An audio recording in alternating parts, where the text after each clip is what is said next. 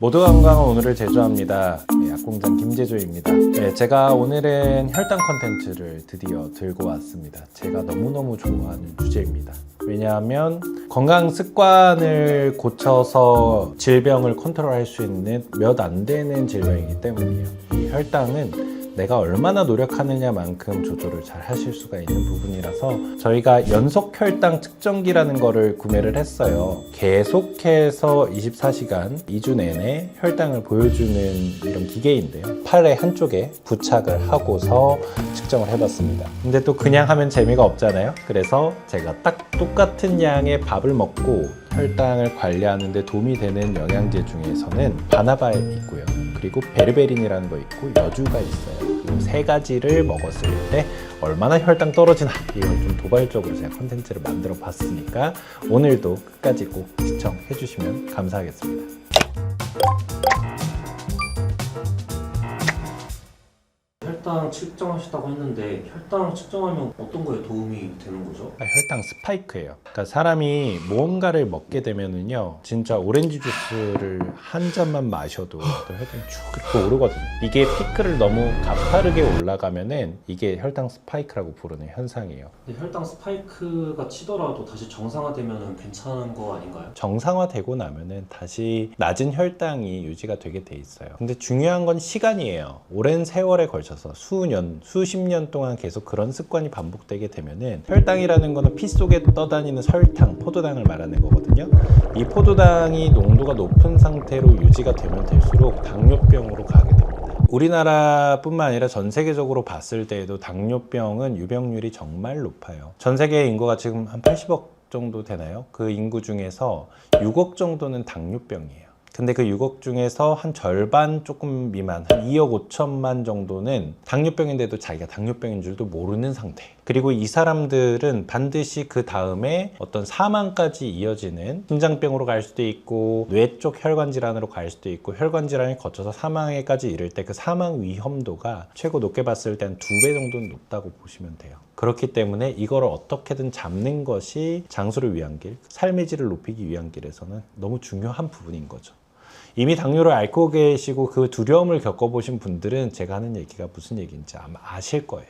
박사님께도 그런 관련 문의나 질문들이 되게 많이 오겠네요. 엄청 많이 오죠. 처음부터 약사한테 그걸 다 물어보지는 않아요. 근데 보통은 병원에 가서 못 물어본 거를 당뇨약을 처음 처방받았을 때 약국에 와서 물어보시죠. 처음 당뇨를 진단받았을 때는 제가 말씀드리는 건 다 지킬 것처럼 진짜 되게 열심히 듣고 숙지하시고 이제 가신단 말이죠. 근데 그걸 또 실천에 옮긴 거는 다른 부분이에요. 그래서 오늘 이 영상의 내용들을 보시면서 혈당이 오르고 내리고 하는 것들을 실제로 그래프로 보시면서 여러분들이 조금 더 다시 한번 자각을 가질 수 있게 됐으면 좋겠어요. 그러면 혈당을 낮추는데 도움되는 뭐 영양제나 이런 게 있나요? 네. 그래서 요번에 컨텐츠 준비를 한 걸 제가 한번 말씀을 드려보겠습니다. 2주 동안에 지내면서 주로 이제 많이 먹었던 게 시리얼이에요. 시리얼을 정확하게 100g을 먹었습니다. 그리고 여기다가 우유를 타서, 우유 200ml를 타서 먹었어요.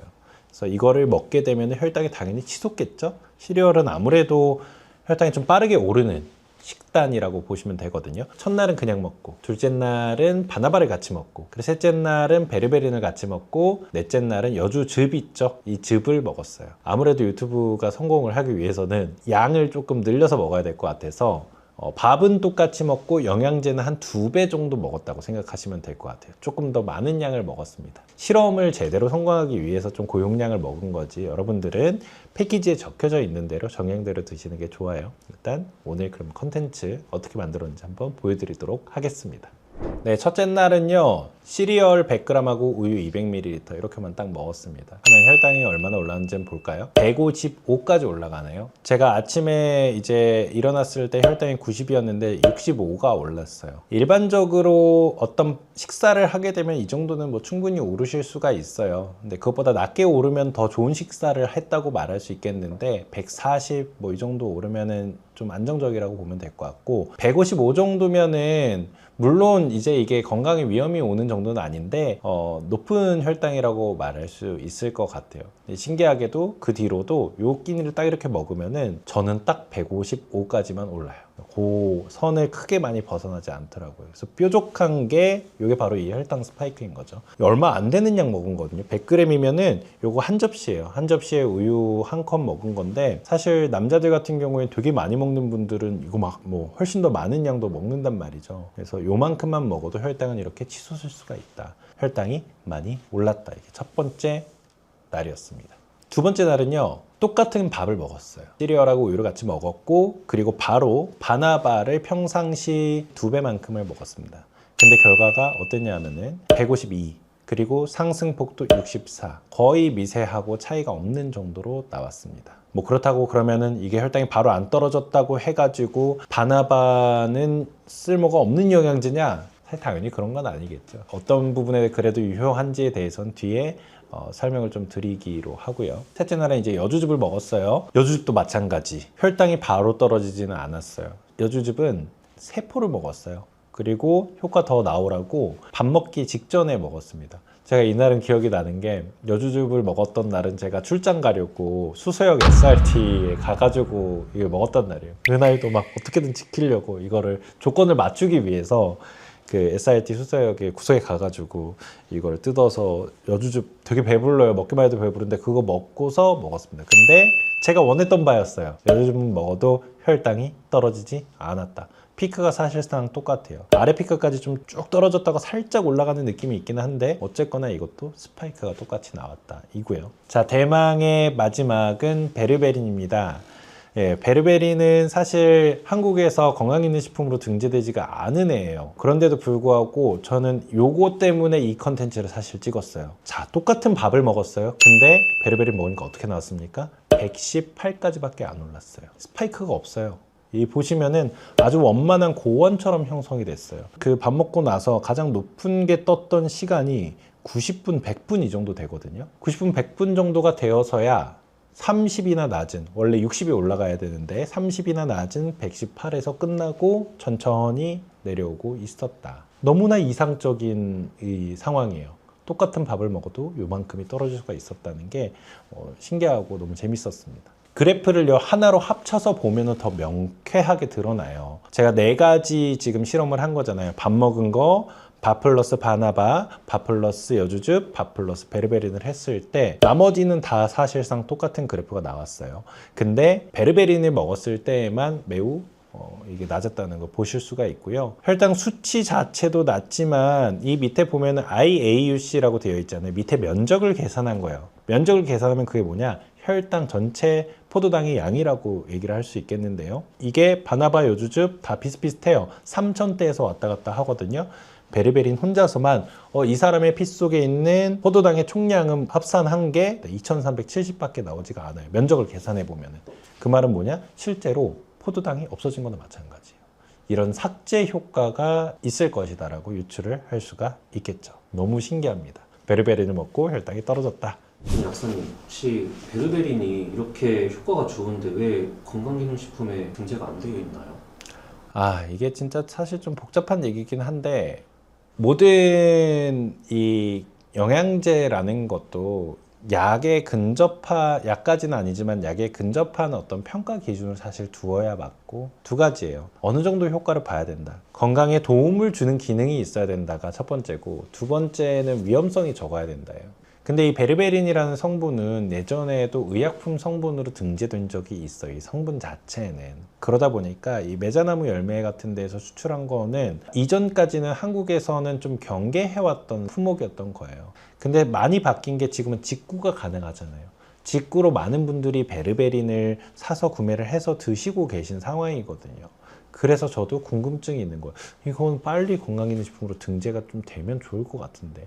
왜냐면은 해외에서 아무래도 만든 제품보다는 국내에서 직접 생산해서 품질을 지켜가면서 하는 게 아무래도 훨씬 더 좋기 때문에 이런 거 좀 사실 제가 바라는 바인 측면도 있습니다.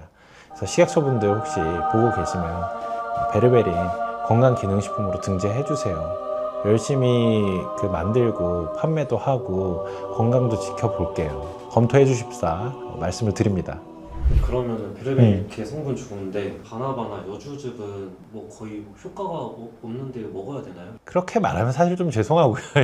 이미 바나바와 건강기능식품으로 있고 여즙도 있는데 이제 혈당을 바로 떨어뜨리는 것만 기전 메커니즘이 있는 건 아니에요. 여러 가지로 이제 그 당뇨를 둘러싸고 건강에 이득을 만들어주는 방식들이 있는데 당장의 혈당 떨어뜨리는 건 물론 저는 강추합니다. 베르베린 강추하고요. 근데 바나바나 여주도 도움은 된다. 근데 거기 전제 조건이 있는데 바나바 같은 경우에는 내가 혈당을 처리할 수 있는 환경을 만들어준다는 특징이 있는 거예요. 그래서 장기적으로 섭취했을 때 이 세포의 능력을 높여주는 것, 그렇게 생각하시면 될 것 같고요. 여주는 제가 좀 주의사항으로 말씀드릴 게 있어요. 여주즙 회사한테 미안합니다. 이제 모자이크 처리했으니까 이해해 주시고, 여주즙 시장 같은 데서 판매하는 특별히 마크 같은 거 하나도 없는 그런 여주 식품들이 있어요. 분말로 막 퍼먹고 이런 거. 그런 것들은 사실 아무 쓸모가 없어요. 정확한 방식으로 추출된 추출물이어야 되고, 건강기능식품 개별인정형이라고 적혀 있는 거 있어요. 정확하게는 미숙 여주 주정 추출물이라고 써 있을 거거든요. 그거는 괜찮아요. 그거는 베르베린만큼 실제로 혈당이 떨어지는 임상시험을 보유하고 있어요. 그건 오케이. 여주를 드실 때에는 저의 전제는 이렇습니다. 건강기능식품 마크가 달려있고 거기 밑에 보면 적혀 있잖아요. 미숙 여주 주정 추출물이라고 써져 있는 거를 드셔라. 말씀을 꼭 드릴게요. 그러면 실제로 당뇨가 있으신 분들이 당뇨 약을 먹고 있을 텐데 거기서 같이 베르베린까지 동시 섭취해도 아무 뭐 문제가 없나요? 문제가 있을 수가 있습니다. 그거는 되게 어려운 부분이에요. 그래서 저한테 상담을 요청하시면 될 것 같아요. 제 가족이었으면 이렇게는 할 거예요. 당뇨약도 단계가 있거든요. 먹는 당뇨약도 1제요법, 2제요법, 3제요법, 그리고 그게 다 룰로 정해져 있어요. 이런 상태면은 이런 당뇨약 먹는다. 그 다음에 안 들으면 요걸 듣는다. 그래서 자꾸 늘어나다가 정 안 되면은 그 다음에는 인슐린 주사까지 맞기 시작한단 말이죠. 그 단계마다 제가 신경 쓰는 부분은 저혈당의 위험인데요. 당이 너무 떨어져가지고 효과가 세가지고 저혈당이 발생하면은 또 그것도 건강에 좋지 않으니까 그 위험을 관리하기 위한 건데, 베르베린 때문에 저혈당 위험이 생길 가능성이 있는 약제도 있고 아닌 약제도, 궁합이 어떻냐에 따라 되게 다른 거예요. 그래서 일단 저는 일제요법까지는 저희 가족이었으면 드릴 것 같아요. 드셔보시라고. 그거에 따라서 관리가 달라지니까. 그리고 상황에 따라서도 달라요. 내가 과식을 엄청 많이 했어요. 그리고 한 글자짜리 음식, 면, 밥, 떡, 빵 이런 거, 제가 그런 것들 피하라고 말씀드리는데 그런 거 엄청 왕창 먹었어요. 내가 빵순이라서. 그랬을 때는 아무래도 추가적으로 먹을 수가 있겠죠. 그래서 내가 그거를 컨트롤할 수 있는 능력을 만들어가는 게 내 건강 관리라고 말씀을 드릴 수 있겠죠.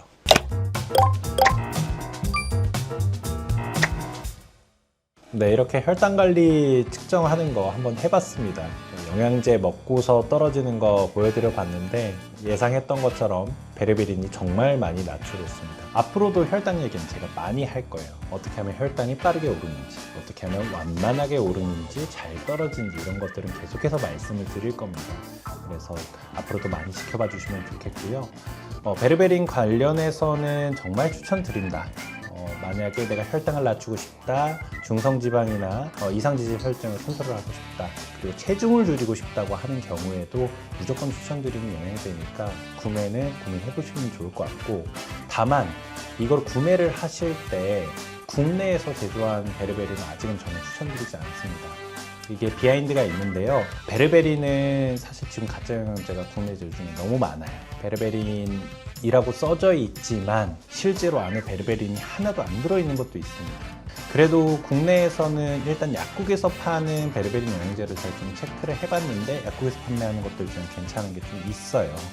그거는 감안 한번 해보시면 될 것 같고, 만약에 이렇게 복잡한 얘기 잘 모르겠다 하시면 저한테 카톡을 주세요. 거기에 문의를 주시면 선생님께서는 이 정도 드셔도 괜찮을 것 같습니다. 추천 정도는 개인톡 주시면 직접 상담해드리도록 하겠습니다. 네, 오늘도 들어주셔서 너무 감사드리고요. 다음에 또 더 좋은 콘텐츠로 찾아뵙도록 하겠습니다. 감사합니다.